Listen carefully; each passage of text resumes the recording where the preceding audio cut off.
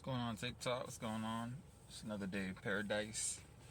Um, you know, Today we should definitely talk about something that's quite important as well to mankind.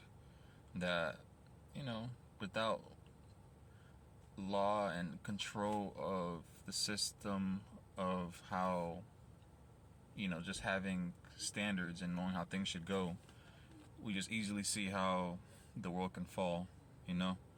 So it's important that we get a hold of understanding of different topics that, when it comes together, we can have a kingdom, a kingdom based system. All right. Now, today, I want to kind of go over and discuss the idea of lust, you know, the idea of lust. We know it's a huge issue with society, something that needs to be talked about. That a lot of people, in a sense, try to choose not to talk about because they are so important.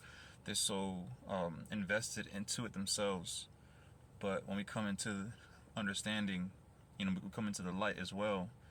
We kind of step out of the world. We come out of the issues that comes with it, of the world. And this is a big one. So I just want to go over a few verses with you real quick. Let me pull it up. I have Matthew 5:28.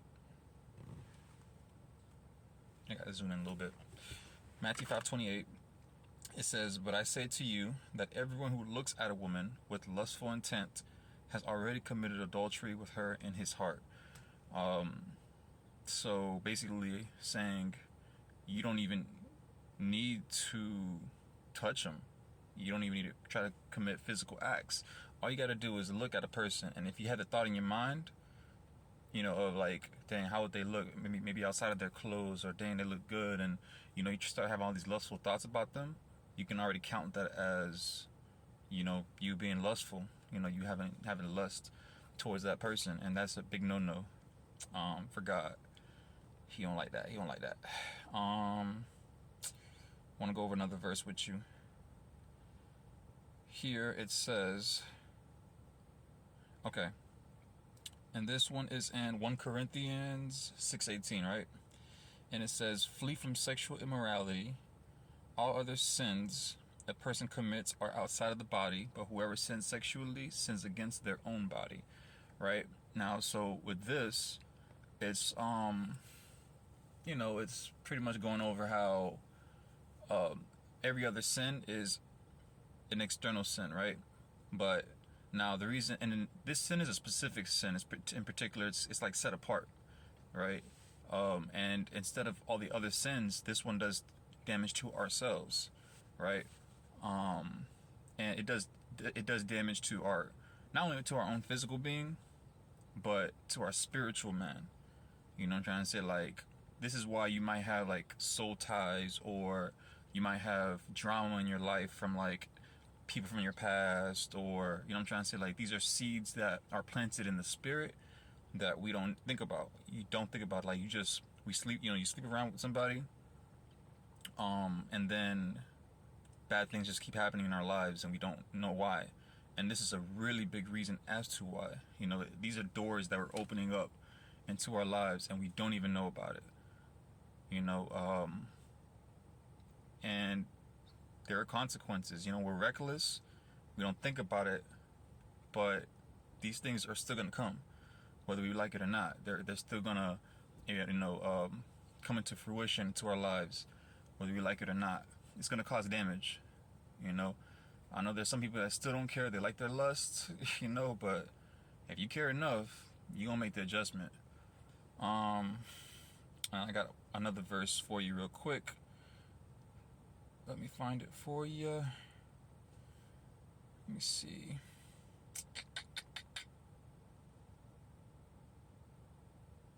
Okay, so now we have here in Galatians 5:16, right?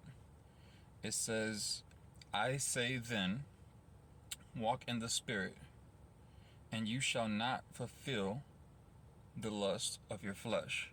All right, so now what's this saying basically is, Hey, it's quite simple. Like, there's two aspects to reality. There's the flesh side of it, and then there's the spirit side. The world don't like to talk about the spirit, but in reality, the spirit, in reality, the spirit is more real than the physical. Even though we can see the physical, we can't see the spiritual, but the spiritual is more real than the physical. The physical happens because of the spiritual. You know what I'm trying to say? Things happen in the spirit first, and then it happens in the physical. So, basically, now, by what this verse is saying is, by focusing more on the things of the spirit, you're growing more. You're feeding the spirit aspect. You're feeding the spirit side, your spirit man more.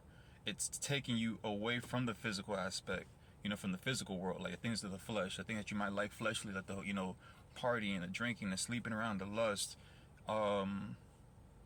anything dealing with the flesh, it starts to diminish. But it's quite the opposite as well. Like the more you feed your flesh, the weaker your spirit man is gonna be, and the stronger your flesh is gonna be, and that's something you don't want. Like you don't want that. Because a lot of people, they get to a really low state where they kind of can't get back up. And obviously God can bring you out of, it doesn't matter how low you are, God can bring you out of any state. But it's just to keep in mind, like taking this precaution, like this is something serious, nothing to be played with. But yep, that's it. That's all I have. I wish you guys the best. Have a great day. Shalom.